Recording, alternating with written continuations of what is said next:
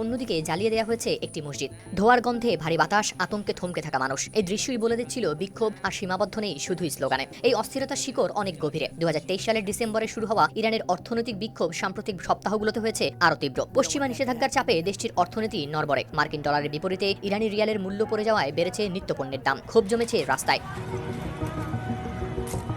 ঠিক এই সময়ই যুক্তরাষ্ট্র থেকে আসে কড়া হুঁশিয়ারি। মার্কিন প্রেসিডেন্ট ডোনাল্ড ট্রাম্প এক রেডিও অনুষ্ঠানে বলেন, যদি ইরানে মানুষ হত্যা শুরু হয় তাহলে যুক্তরাষ্ট্র কঠোর জবাব দেবে। এর কয়েকদিন পর সামাজিক যোগাযোগ মাধ্যমে দেওয়া এক বার্তায় তিনি ব্যবহার করেন আরও কড়া ভাষা। সেখানে বলা হয়, শান্তিপূর্ণ বিক্ষোভকারীদের উপর গুলি চালানো হলে যুক্তরাষ্ট্র তাদের রক্ষায় এগিয়ে আসতে প্রস্তুত থাকবে। তার বক্তব্যে প্রস্তুতির ইঙ্গিত ও হুমকি সুর দুটোই ছিল। এই বক্তব্যে তেহরানের উত্তাপ আরও বাড়িয়ে দেয়। সরকার ও নিরাপত্তা বাহিনী তখন কঠোর অবস্থানে। তেহরানের পুলিশ প্রধান ব্রিগেডিয়ার জেনারেল আহমদ রেজা রাদান জানান, নিরাপত্তা বাহিনী দৃঢ়ভাবে দাঙ্গাকারীদের মোকাবিলা করেছে। তার দাবি অনুযায়ী বিক্ষোভ থেকে বিচ্ছিন্ন অনেককেই করা হয়েছে গ্রেপ্তার।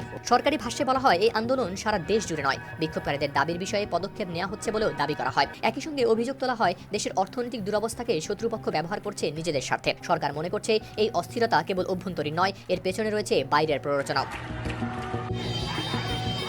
এই পরিস্থিতিতে জাতির উদ্দেশ্যে ভাষণ দিয়েছেন ইরানের সর্বোচ্চ নেতা আয়াতুল্লাহ আলী খামেনি। তিনি বিক্ষোভকে সরাসরি সন্ত্রাসী কর্মকাণ্ড বলে দিয়েছেন হুঁশিয়ারি। তিনি বিদেশি চক্রান্তের কথা উল্লেখ করে যুক্তরাষ্ট্রের প্রেসিডেন্ট ডোনাল্ড ট্রাম্পকে দিয়েছেন ক্ষমতা থেকে নামানোর হুমকি। এদিকে আগুন নেভানোর চেষ্টা, অন্যদিকে ক্ষোভ দমনের কৌশল। মাঝখানে দাঁড়িয়ে আছে সাধারণ মানুষ, যাদের জীবনযাত্রা প্রতিদিনই হয়ে উঠছে আরও কঠিন। অর্থনৈতিক চাপ, আন্তর্জাতিক হুঁশিয়ারি, এই দুইয়ের মাঝখানে দাঁড়িয়ে হিমশিম খাচ্ছে ইরান। প্রশ্নটা এখন শুধু বিক্ষোভ নয়, বরং এই উত্তাপ কোন দিকে মোড় নেবে সেটিই দেখার অপেক্ষায়।